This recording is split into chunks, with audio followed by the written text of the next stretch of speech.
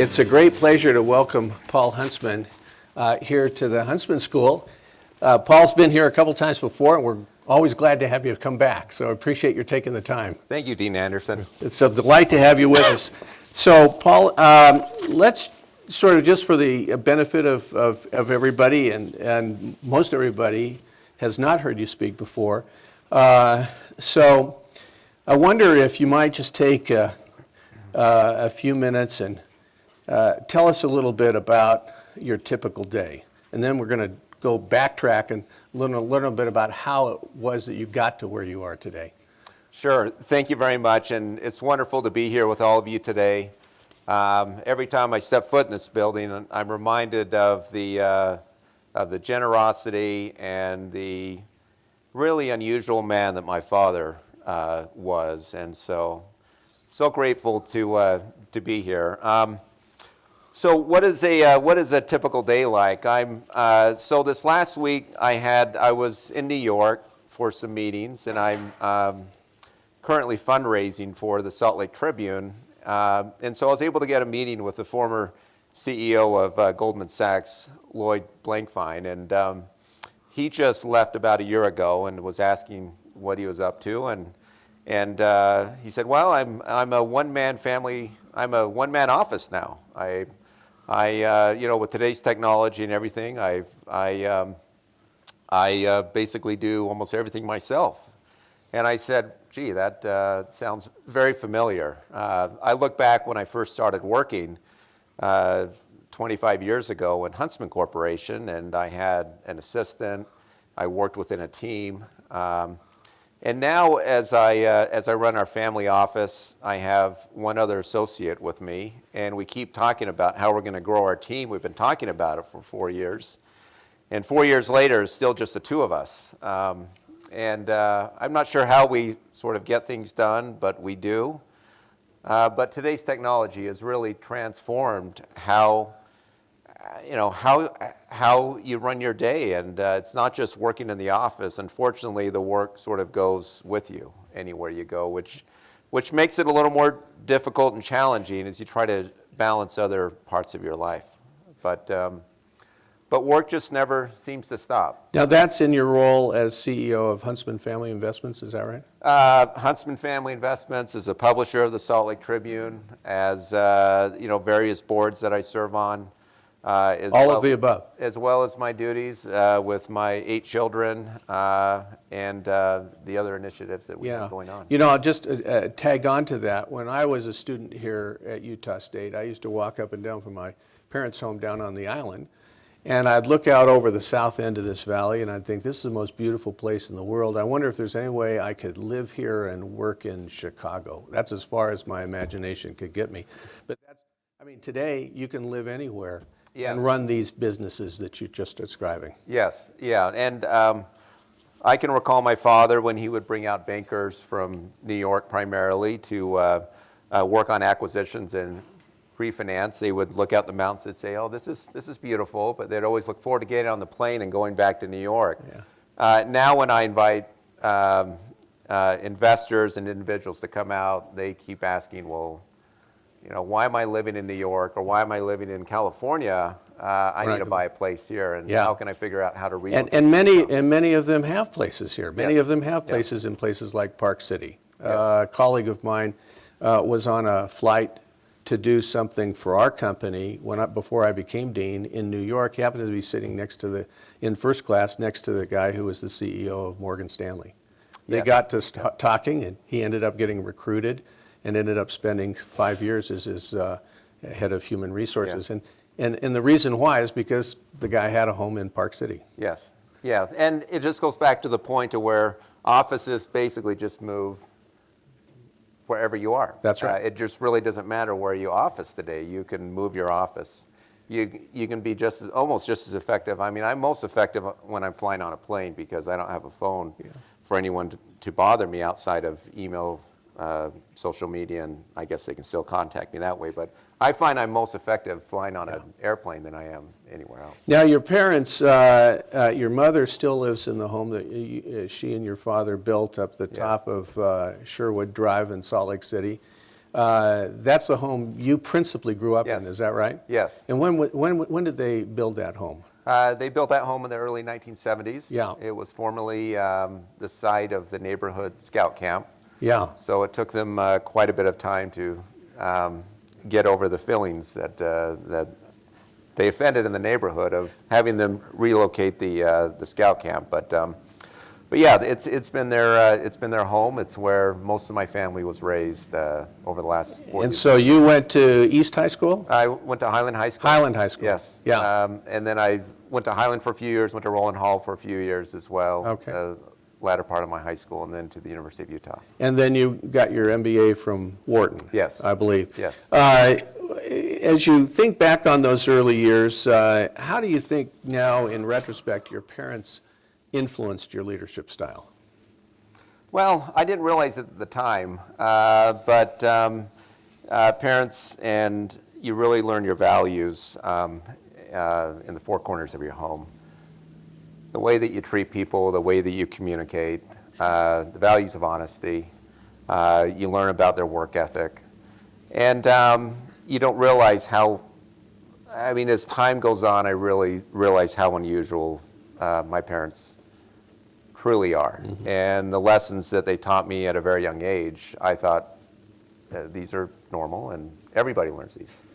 I was just watching the show Succession, which I may be a little bit behind the curve. It's been out for a couple years, about family succession in family business, and realized just how dysfunctional so many families are. I interact in terms of running our family office with a lot of very wealthy families around the world. Yeah.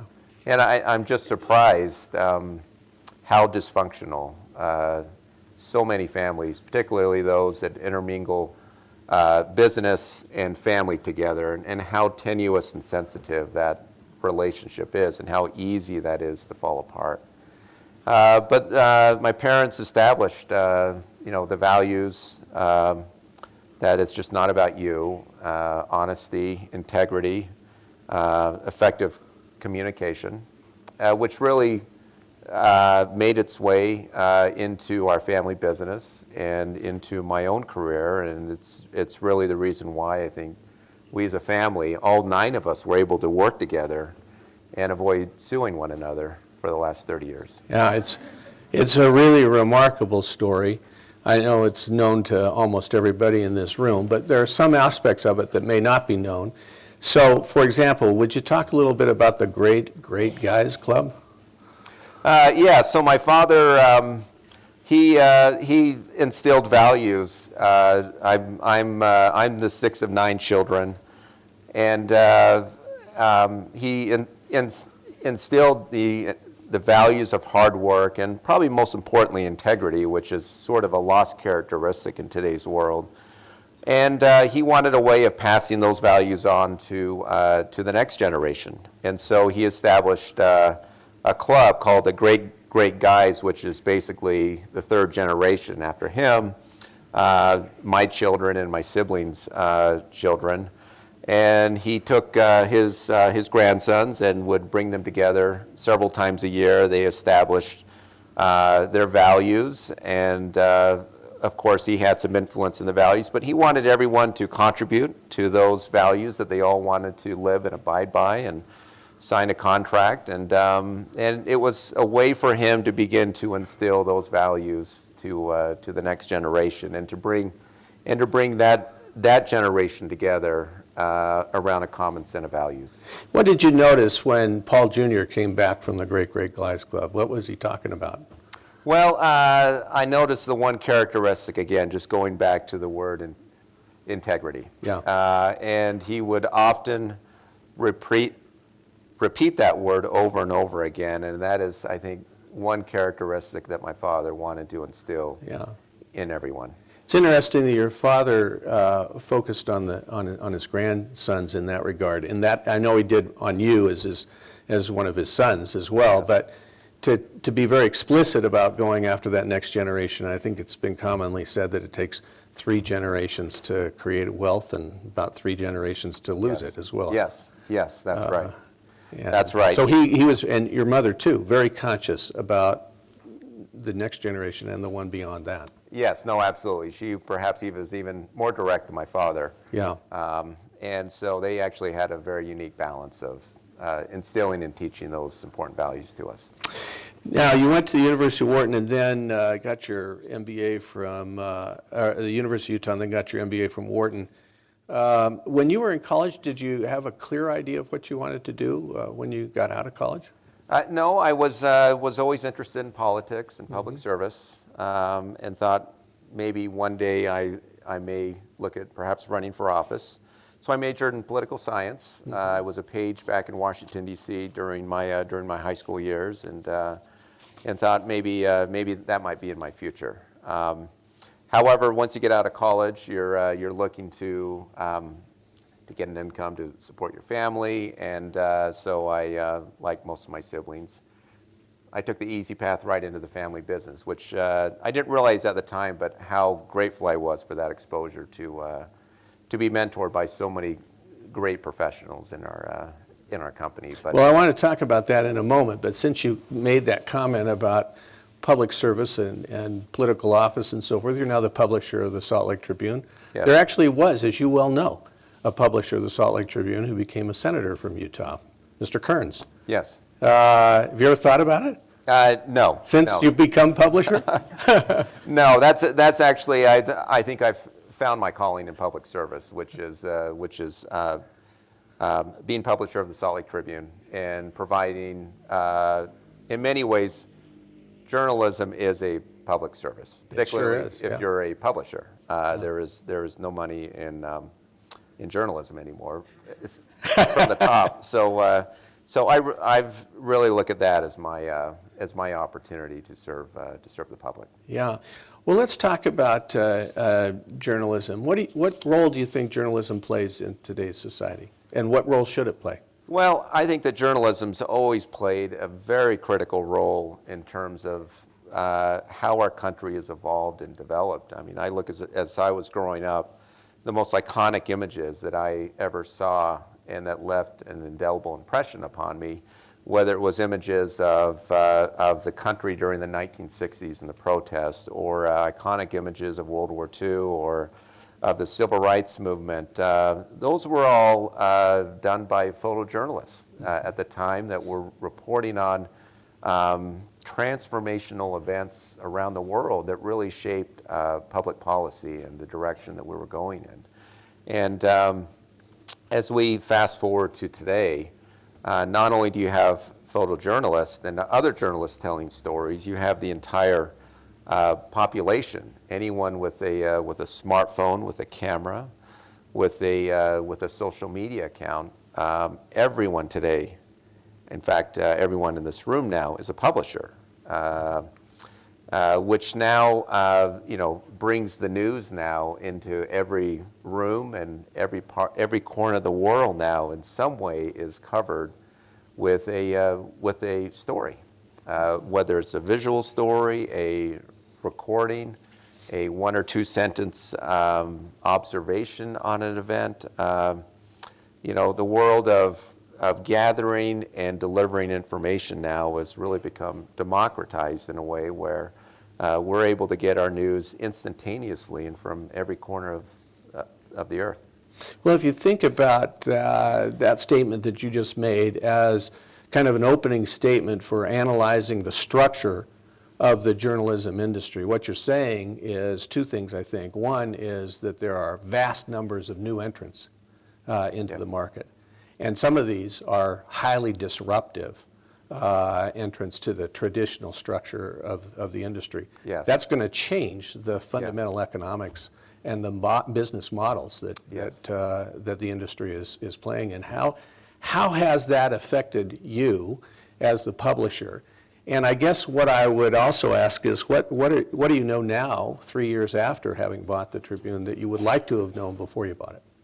Well, if I really knew what I was getting myself into, I often ask myself, would I have gone down this pathway? And I'm not sure, quite frankly, if I would. It's been a very difficult, it's been a very challenging, a lot of sleepless nights. It's been very costly personally, financially, emotionally, and so forth. But But what's happened just real basically in the journalism market, since we're here in the business school, the business model for newspapers were sustained by advertising from the print. So I don't know how many of you actually go through and read. I know that Dean Anderson reads the printed newspaper, but go through and look at the amount of ads that are in printed newspapers. I mean, now you'll find that there's probably the quarter number of ads that used to be in there. So there was printed advertising, there was print subscriptions. So if you wanted to subscribe, and today it's about $4 a week or so. I think in Doug's neighborhood, quite frankly, there is price discrimination based on zip code, so he may be up to $5 or $6 a week. And then there's a number of unrelated businesses that have historically sustained printed newspapers. The Washington Post, for example. I don't know if any of you have taken any Kaplan courses, for example, for any graduate school tests and so forth. That was actually formerly owned by the Washington Post. The Salt Lake Tribune and the Deseret News has been sustained by a number of unrelated businesses. Utah Business Magazine, we have a digital agency business.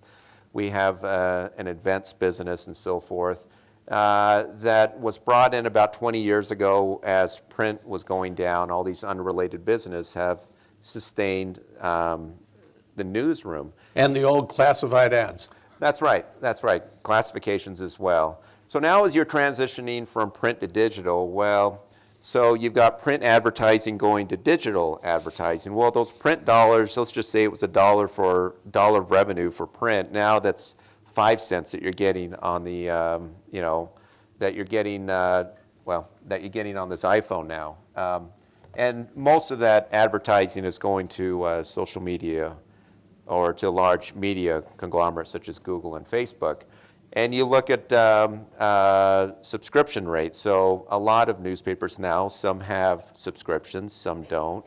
Salt Lake Tribune right now, we have $7.99 a month, so 4 times 5, so you're roughly $20 a month going down to $7.99, so there's a huge drop there. And then you don't have those unrelated businesses. You don't have classified sections. So where do you make up that difference? And to me, I felt that sort of third leg of the stool. So if you've got advertising, subscriptions, philanthropy was going to fill in that third leg of the stool to help sustain journalism. And so going back to your question, what have I learned? I've learned, and I felt this going in, that every community needs a strong presence of local journalism. In today's age, as we're getting bombarded with information from a number of different sources, and again, as I mentioned earlier, the democratization of the flow of information is, I think overall, is a wonderful thing. I remember looking at the protests in Iran just a few years ago when somebody live streamed the protests that were going on. That person invariably was probably arrested, but we never would have seen that 20 years ago. We can see in real time events that are happening around the world. Now, the downside to a lot of what we read on social media versus what we read in what has historically been newspapers is the primary difference is that journalists, there's a sense of code and ethics and a sense of truth-telling. So our reporters go out, they go and they find the story, they do all of their diligence, they write the story, but do they publish it at that point? No. It's got to go to an editor. That editor then goes through and edits it, fact-checks it, makes sure that they've gone through and done all the proper diligence. And then after that editor has reviewed it, then it goes to a second editor, just to verify once again. Did we go through did we have 2 sources? Are we fair in our assessments? Did we meet the threshold and specific guidelines? And then once it's done there, it goes through a copy editor. It may even go through one more edit before we finally publish it. Whereas the vast majority of what many of us read today are opinions that are usually written in a fit of rage on someone's emotion or impulses. And we take that, a lot of these opinions, usually just a sentence or two long, they're not verified. It's, again, based on one's opinion. There's no editor there. And we've gotten a world now where we conflate the two different stories that come out. Some of them are stories, some of them may just be a tweet. But it's caused a lot of confusion. And when we have a lot of our leaders now that throw out terms such as fake news and the press is the enemy of the people, then it begins to cast more doubts on the integrity of the entire system, and which is very unhealthy for our democracy when we have everyone now as a publisher and so few people are journalists. Whereas in the past we had a lot of journalists and we had a few publishers. We have to ensure that every community has a strong presence of journalists. They provide good watchdog oversight over our institutions. They ensure that our democratic values are sustained, are supported, and they have always been at the forefront of protecting our underlying institutions as a country. It sounds like you are defining your mission at the Tribune to be the trusted news source of Salt Lake and Utah or something like that. Oh, yes, absolutely. I mean, we are a state that's primarily controlled by one political party, that one institution has a tremendous amount of influence over how public policy is done. We're in one of the youngest states, one of the fastest growing economies. We have some of the most beautiful lands anywhere in the entire country. How are we going to manage those lands? We've got very precious resources here in our state in terms of our natural resources. Our air quality is a real issue and a real challenge. How are we going to deal with doubling the population of our growth along the Wasatch Front over the next 20 years? So many wonderful and great challenges that we have, but are we really going to get to that point without having a very good watchdog base of local journalism? And I would argue that we wouldn't. Now, I just have to ask you a question, Paul, and the Tribune, I think, historically has been viewed as sort of center-left and more aligned with the Democrats and more aligned with the non-Mormon community in Utah rather than the Mormon community. You've been a bishop in the Mormon Church. Your family's always been identified with the Republican Party. Clearly, you are personally center-right. I don't know if you identify with the political party or not. What's it like to be a publisher with those values of a paper that historically has been viewed as kind of on the other side of the edge? Yeah, no, so that's a great question. So I don't know if a lot of you realize and look at when you look at a newsroom, whether it's the Deseret News, the Salt Lake Tribune, the New York Times, the Wall Street Journal, you really have to break it up into two different categories. You have the opinion section, which is what I would call the editorial section. It's the area that I'm, quite frankly, a little more involved in. I approve all of our editorials that come out. We've got a lot of opinions and commentary. And then there's the news gathering side, which is where most of our journalists are news writers, such as one of our most well-read writers is Peggy Fletcher Stack. She writes about religion, which is obviously a topic that garners a lot of interest here in our state. She is a journalist. So her job is to not worry about whatever the opinions are of either myself or anyone else in the newspaper. Her job is to go out and, as I mentioned before, gather the facts and describe the story to the community, to the audience, to the readers. And so, I've gone around. I've spent a lot of time with all of our news writers. They're absolutely outstanding. The Salt Lake Tribune has spent the last 150 years building up a sense of trust with our readers. Now, that trust, we have to earn that every single day. If tomorrow we come out and we have significant errors in our reporting, we lose our integrity as an institution, and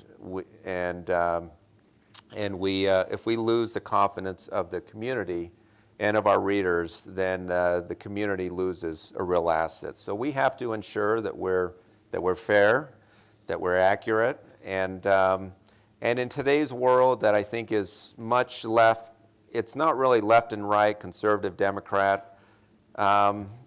It's you know, the lines are graying right now around, they're a lot more tribalistic.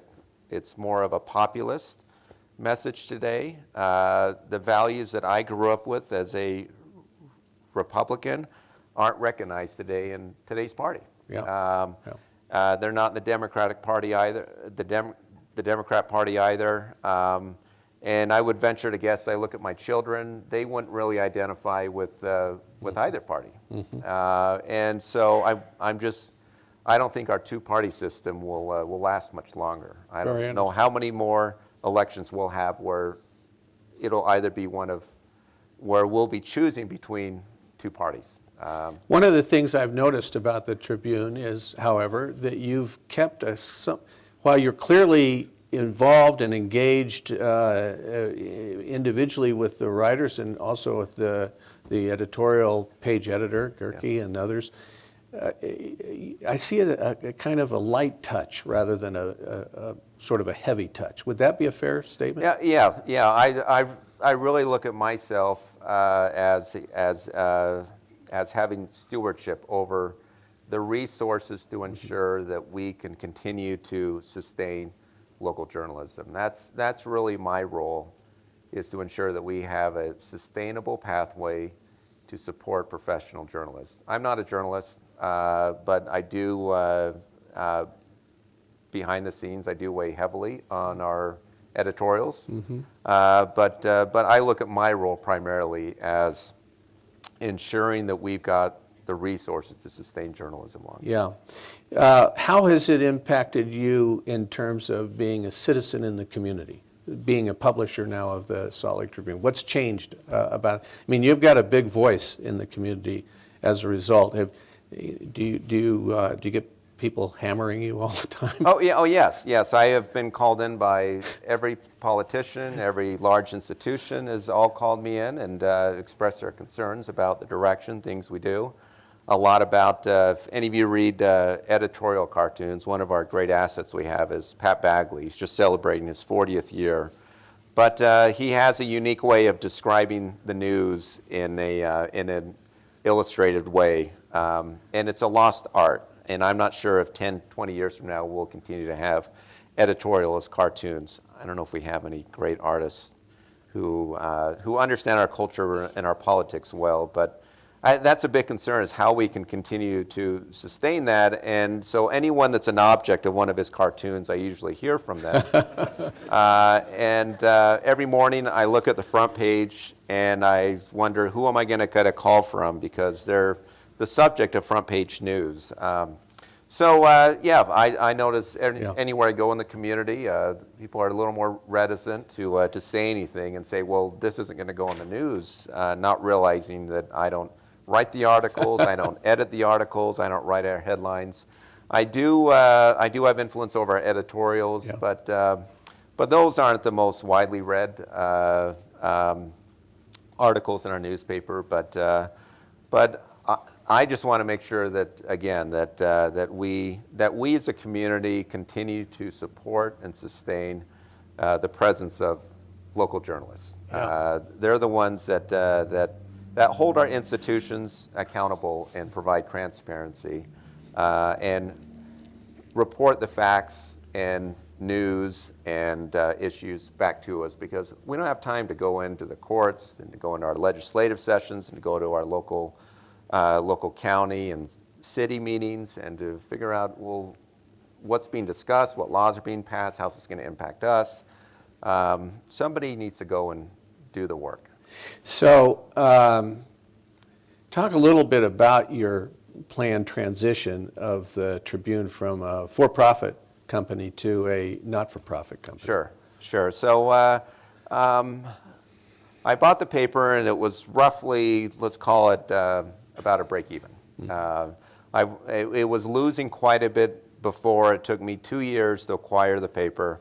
I was able to negotiate it closer to a break even. I thought, okay, I'll take it from here and figure out what is the right pathway to sustainability. Well, within 1 year of acquiring it, my father passed away, and within 1 month of him passing away, I just got a notice from the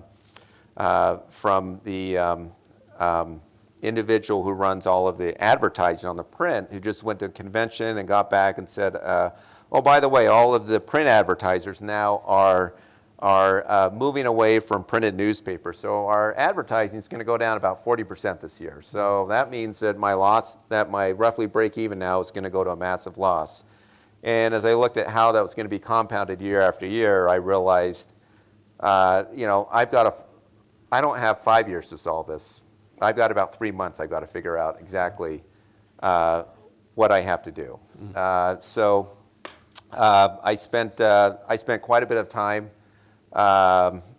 once again exploring, can our state and our city get by, and can we continue to move forward and again address all of the important issues that I mentioned earlier without a strong presence of local journalism? And I came to the decision very quickly and very rapidly that we cannot. We have to have this critical resource. And so I spent the next year right-sizing our newsroom and figuring out what is the right long-term pathway.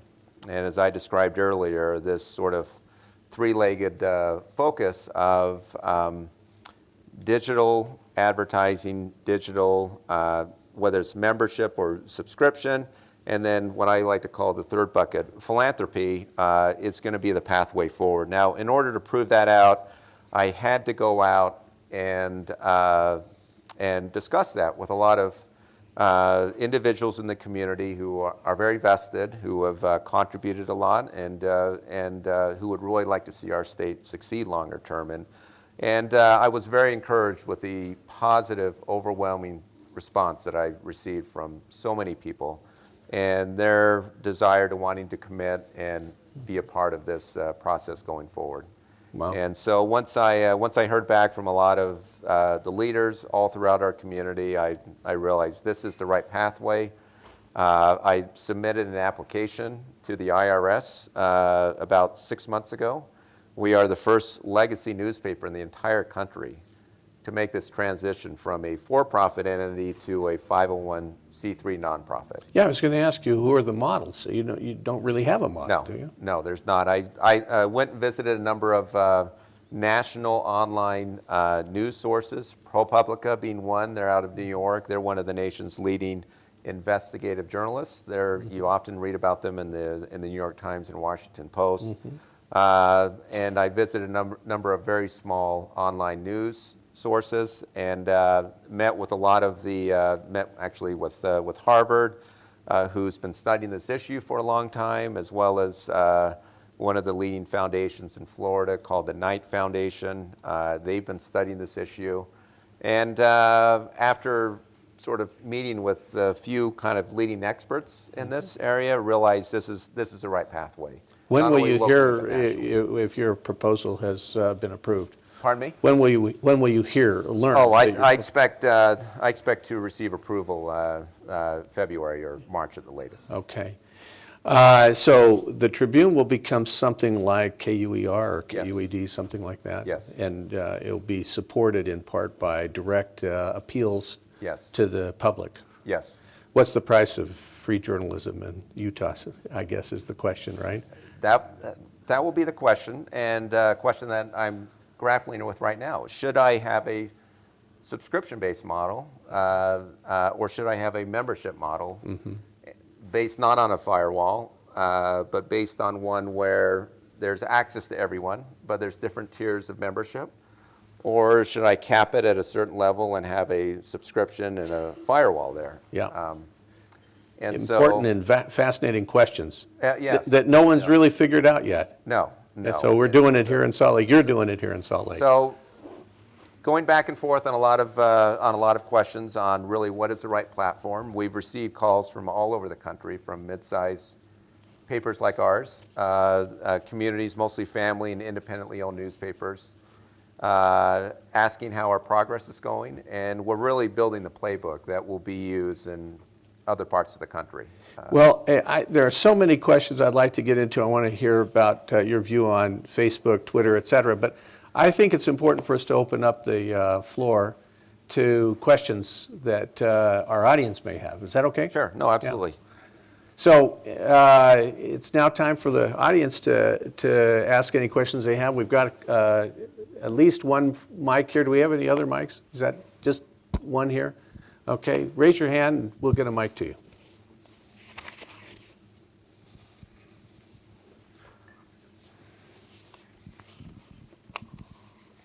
Hi, my name is Riata Cummings. I just have a question about, as you transition to nonprofit, will you continue to republish articles from for-profit newspapers like the New York Times? Yes, so we currently have a partnership with the New York Times. We previously had it with the Washington Post, where we syndicate a lot of their columnists as well as a lot of their national news. We also have a partnership with AP to cover a lot of the national and international news. So when you go onto the Salt Lake Tribune, I like to say that all of the local news is covered by our journalists. We do have a reporter in Washington, D.C. to cover news in Washington, D.C. related to the Utah delegation. But we supplement that with national columnists and opinion writers from the New York Times, as well as with the Associated Press, and with their pool of reporters all around the world. So we do bring in for-profit newspapers. You're just dropping the Washington Post columnists. I saw that, I think, just this week. Yes. It was announced, and is that just because the price got too high? Yeah, so they wanted to triple the price of their columnists. I politely told them that in today's world where newspapers are struggling, especially local newspapers, you sort of have the haves and the have-nots. Yeah. The haves being the New York Times, Washington Post, and the Wall Street Journal, yeah. And the have-nots being everyone else. Everyone else. So I was terribly upset with them, and plus I was able to negotiate the New York Times down to about 20% of their original offer. So. Okay. It was not only an economic decision, but so we get David Brooks, but not George Will. That's right. That's right. Okay, we've got a couple of questions over here. Oh, have we got one already? Okay, great. We'll get Mike to you just in 1 second. Please stand and tell us your name and also what year you are, what you're studying. Go ahead. Yeah. Perfect. So my name's Megan Thompson. I'm a journalism student and with an emphasis in public relations. And my question for you today is, what are your concerns about becoming a nonprofit? Oh, my concerns about becoming a nonprofit. Well, look, it's,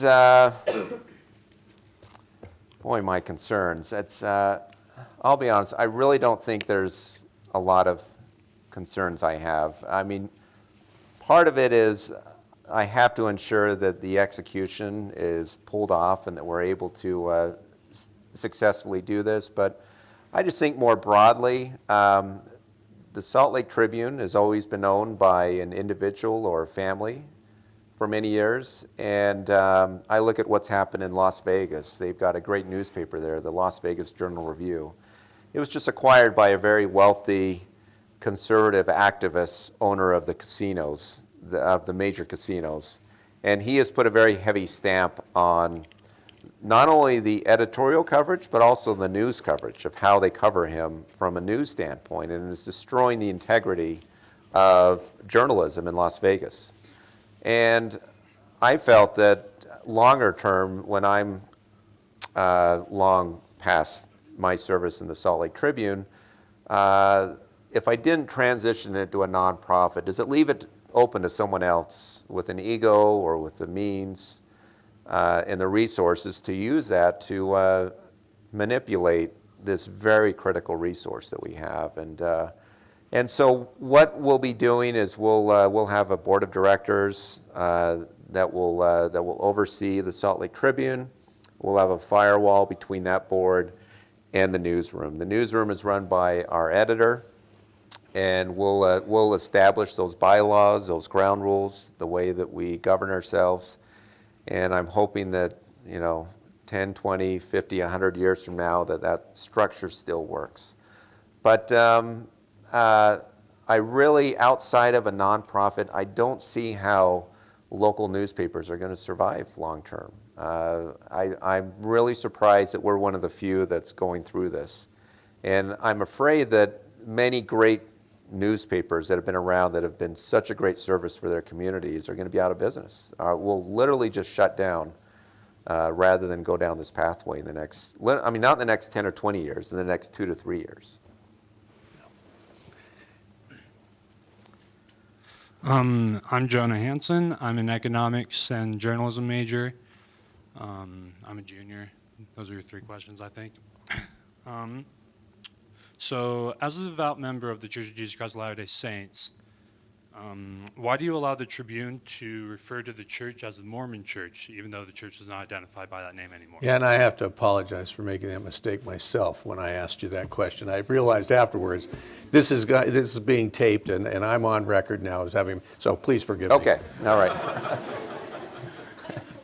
So that's actually a great question. So we have a partnership with the Deseret News in terms of we collude when it comes to printing our product, which means that we can price fix on the price of our newspaper as well as the advertising of our newspaper. You legally can do that. We can legally do that under the exception with the Department of Justice. They established this back in the 1950s. It's called the Newspaper Preservation Act.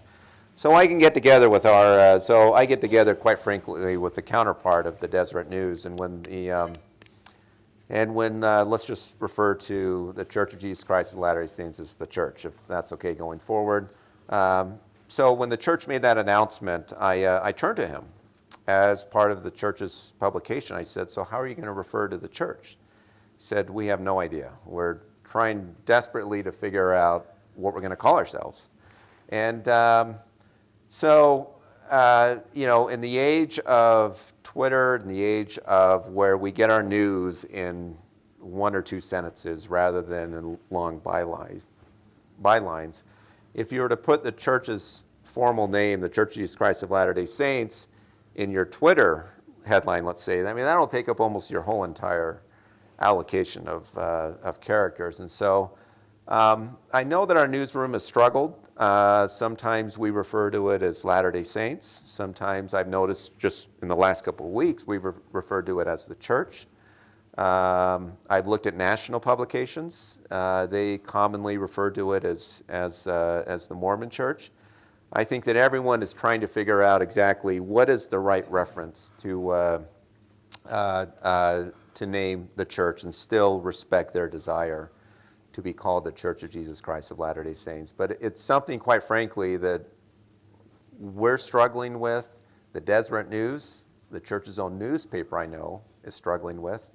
Again, I look at national and international publications, and all of us are sort of, I've seen the church, the LDS Church, the Latter-day Saints Church, the Mormons, and you see the Church of Jesus Christ of Latter-day Saints within the body of the article, but not on the headline. So it's a real branding, quite frankly, it's a real branding challenge that the church will have to deal with for many, many, many years to come.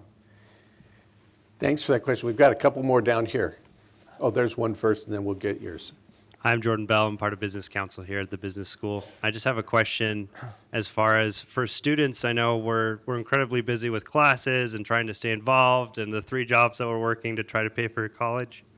So my question would be to kind of shift gears. How do you stay informed with the things that are going on in the world? And how's the best way to go about that so then we can stay informed without spending hours and hours and hours of reading the news? Just go on to sltrib.com in the morning. You'll be fully filled with everything going on in Utah. That was a softball. Look, What do you read? So I actually go onto my Twitter feed. I have about 30 to 40 opinion leaders and newspaper sites and so forth, where I can just read the headlines of more broadly what is going on. And quite frankly, I go on to the Drudge Report to see what the Trump supporters are reading. And then as I look at kind of what is the other side reading, there's a myriad of other news sites as well. But Twitter does I've filtered my Twitter to about 40 to 50 critical opinion makers who do a good job of summarizing not only local but national and international headlines.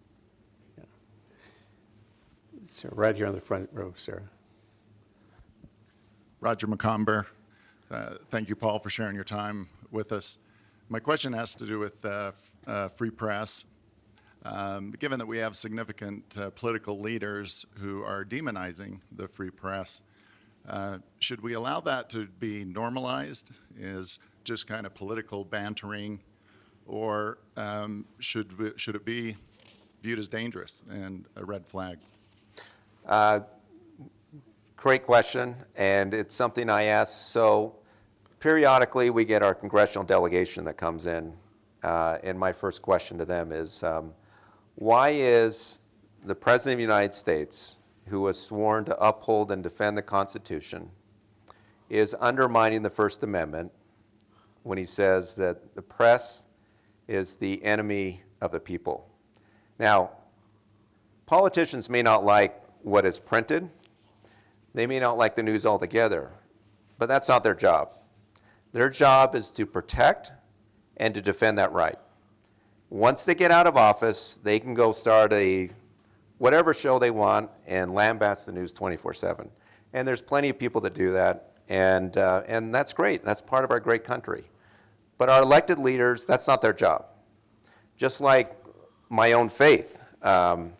If the President of the United States said that your faith is a fake religion and the leaders of your faith are the enemy of the people, our elected leaders would be up in arms. They would be marching down to the White House today, demanding an apology and a retraction. But why do we accept that on the second part, or the first part, depending on how you want to define our First Amendment, speech, the freedom of press, and the freedom of faith? And what is so critical now that concerns me is the integrity of our institutions, of our rule of law, of our government institutions, of our faith, of our freedom of press. These are all what makes our country so great and so unique. And it really is upsetting, and one that I can never get a good answer. They bounce around like politicians do such a good job of avoiding answering the question. But as we talk about impeachment and whether or not, I mean, I've always felt that when is someone going to drop an article of impeachment based upon not defending the First Amendment? And that is so critical for our country and for the future. Again, you may not like what one newspaper or what one organization is writing about you, but again, just like the U.S. military, they don't ask questions. They go out and they defend and protect our freedoms. So, and our elected leaders have that same oath to defend and to protect our rights. And so that's what I tell them, and I wish they would stand up to that. Great, thank you.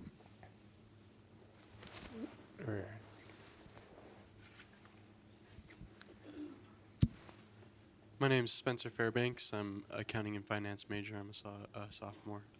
Hold it up just a little closer. Okay, yeah, so did you hear? Yeah, that's good. Okay.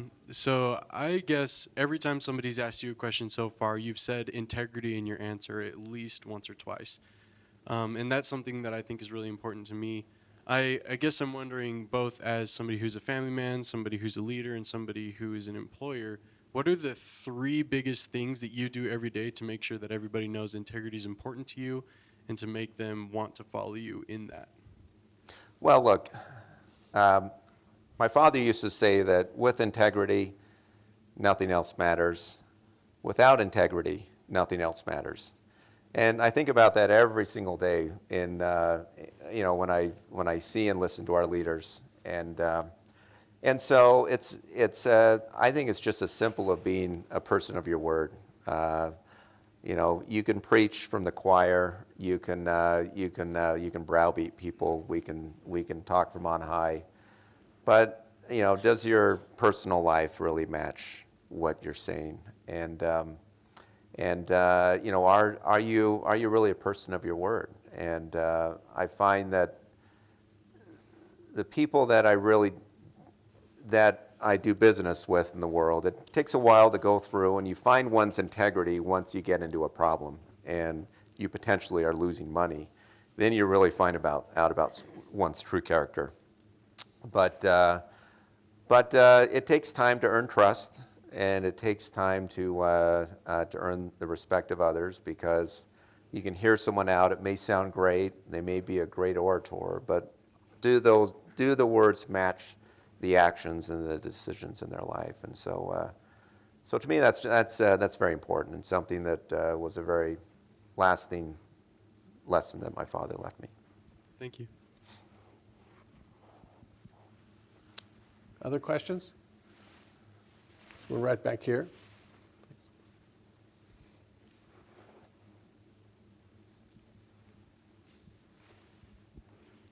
Hi, I'm Carter Moore. I'm a journalism major. I'm a junior as well. But I was going to ask, if your brother decides to run for governor, how do you plan to kind of separate your role in the editorials Sure. with that? Yeah, no, that's a great question, and one that I'm starting to get asked quite a bit, and afraid I may be having to answer quite a bit in the future. But so again, just splitting news and editorial. The editor runs the newsroom. Again, I'm not worried about that. So we had a high-profile incident involving the University of Utah Health Sciences and our family about 2 years ago. It ultimately led to the firing of the president of the University of Utah and the head of health sciences.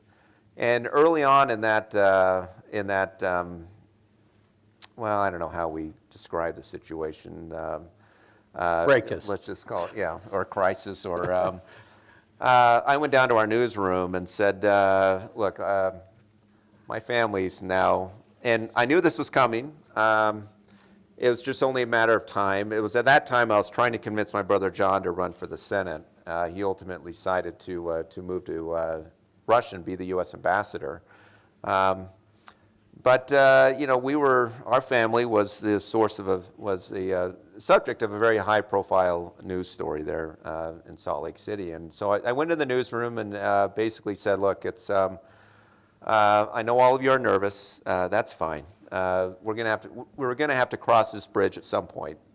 But look, I'm not going to be the source of your news stories. You all have to go do your job as if it's any other story. And then I gave him a hint. I said, well, go follow the money, and maybe I think you'll find the story there. That'll be my only hint. And you know, ultimately, they did a good job, and they got very comfortable, at least on the news side. On the editorial side, that's a great question. Part of the transition into a nonprofit, the question that my attorneys had given to me as part of my application to the IRS was that I would likely have to forego our ability to endorse candidates. And I've always questioned whether or not newspapers should be endorsing candidates. I see really both sides of it. We have every candidate come in and we ask them the exact same questions, and it's amazing when you sit through and listen to both of them. You come away and you know, you take out all of your partisan bias, and you can usually see who performed much better. And I usually select that individual who answered the questions, who was very thoughtful, who I felt would be very effective back in Washington. And we came down pretty even as it relates to both sides. But this last go around, I got a lot of, well, not a lot, but I got a handful of subscriptions and hate mail saying, well, you know, how can you endorse this candidate? The Tribune never supports candidates like this. And yeah, I mean, it really caused me to question once again, should newspapers be endorsing candidates? So as part of our application, I had to recognize that we were going to have to drop editorials. And so with the mayoral race down in Salt Lake City. Oh, yes, endorsements. Yeah, and you made that announcement just this week. Yes. So, so as far as it relates to my brother John, look, I can at least take endorsements off the table. Will there be editorials in which we write in favor or we criticize him for certain policies? Yeah, that's going to be something that we as an editorial board are going to have to grapple with. And quite frankly, I look forward to that. And I've told John, if you're going to run, that we'll look forward to scrutinizing and providing an opinion based upon the views of the editorial board. And fortunately, John's got a very healthy view of the role that the press plays, and particularly editorial boards and communities. So with John, it's not going to be much of an issue. But the one obvious and the 6,400-pound gorilla is really the endorsement. And now that that's off the table, it makes it a lot easier. I saw we have one more question here, and this will be our last one. Let's wait till you get a mic, and then we'll have that question. Thank you. Kevin Allen, can you sort of go through where you see the future of print versus digital with the Trib? So I'm actually, quite frankly, making that decision right now, doing the analysis. And the challenge we have here in Utah is we pay a dual source premium. We're the only market of our size that still prints 2 daily newspapers. If you look at which markets still print daily newspapers, you've got New York, Washington, D.C., Chicago. Boston just dropped the Boston Herald a few years ago. Los Angeles, I'm not sure what the counter one is, if there's one in Los Angeles, but for a market of our size, we can barely afford one. So what exactly does that mean? The challenges of having to address this just come to us much faster than other markets. And that's, quite frankly, I think perhaps why we're at the forefront of addressing this challenge, because we don't have, every other market has taken the 2 newspapers and combined it into one. And the reason we haven't done this is because there's just been that legacy narrative that you've got to have, quote, 2 voices today. Just by the nature of the ownership and the dynamic of the community, they just never brought it together. I actually explored that with the church very early on, and they kind of looked at me like, what in the world are you thinking? And I was thinking from economic standpoints, like, this is the right decision. And even if we would have combined the Salt Lake Tribune and the Deseret News, we would have had to look at a longer-term solution. That only would have put a short-term extension of the sustainability of the printed newspaper. I mean, if you just take a look at the Jazz game, for example, we each send a reporter there. We each send a reporter up to Capitol Hill. But we can't afford doing that, but we still do it. So I'm looking at the analysis today, and as I look at those that receive a daily, just by show of hands, how many of you receive a printed newspaper at your home? Oh boy, okay, all right, so just a handful of that. And I know that Logan is dealing with this challenge. They converted from a 7-day to a 3-day in the mail. And, I think a lot of newspapers are having to explore that, because as you look at what a delivery person one day would have been delivering, let's say 30 newspapers. In our case, you've got the Salt Lake Tribune, Deseret News, the Wall Street Journal, USA Today, and the New York Times. Well, now those 30 newspapers, now maybe they're down to delivering 10 newspapers. Is that going to cover the cost of gasoline and their time and so forth? And at some point, you don't have enough critical mass to cover the cost of that. And once you get to that point, you've got to ask yourself, am I going to subsidize the print to maintain journalism when I've got when the market's already moved digital, but yet the perception is you have to print a printed actual physical newspaper, even though the market's on digital right now. So we're going through that analysis right now. And I really don't want to be the one to make that decision, because it's going to upset a lot of people. And it's going to point a lot of fingers at me saying, well, now the newspaper is gone now because you're not printing it anymore, even though everyone reads it online. So it's a very timely, quite frankly, a very timely conversation that we're having. One of the great local newspapers in the country is the Minneapolis Star Tribune, and I've always been told go look at them. They're the great example. Well, they have 50,000 digital subscribers. If their print were to go away, to make up for the difference that they have in print today, they need almost 200,000 digital subscribers. So what's going to happen when their print goes away?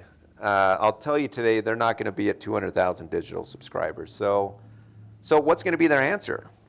And again, to me, I've already sort of taken that step ahead, saying you've got to fill that in with philanthropy. So I've already set up to where you've got to look around the corner and see what is the economic model going to look like. But I would be surprised if we're still printing a Deseret News and a Salt Lake Tribune 2 years from now. Paul, we're going to have to close it, but let me just say, first of all, thank you so much. And, you know, we define our mission here at the Huntsman School as developing leaders of distinction in commerce and public affairs. And I think you really exemplify that, a great model of that. Thank you for coming and sharing these ideas with us today. Thank you.